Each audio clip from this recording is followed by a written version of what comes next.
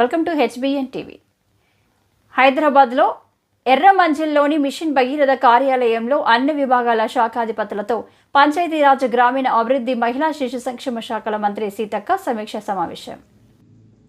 అధికారులంతా నిబంధనలకు అనుగుణంగా వ్యవహరించాలి అని, ఎలాంటి ఒత్తిళ్లకు లొంగకుండా స్వేచ్ఛగా నిర్భయంగా పనిచేయాలని, మీ మీద ఉంచిన నమ్మకాన్ని నిలబెట్టుకోండి అని నిబద్ధతతో పనిచేసి శాఖ గౌరవాన్ని నిలబెట్టాలని, శాఖకు వన్నె తెచ్చేలా పనిచేయాలని, శాఖ పరంగా వాస్తవాలనే నివేదించండి అని, మా మెప్పు కోసం వాస్తవాలను దాచిపెట్టొద్దు అని, అధికారులు అమాత్యులు వేరు వేరు కాదు అని, మీరు పొరపాట్లు చేసి మమ్మల్ని ఇబ్బందుల పాలు చేయొద్దు అని, ఎవరు తప్పులు చేయొద్దు, జైలు పాలు కావద్దు అని, మీ కింది ఉద్యోగులతో సంప్రదింపులు జరపాలి, వారి సమస్యలను పరిష్కరించండి అని, పంచాయతీరాజ్ గ్రామీణాభివృద్ధి శాఖలో పెండింగ్ బిల్లుల చెల్లింపు ప్రక్రియ ప్రారంభమైందన్నారు.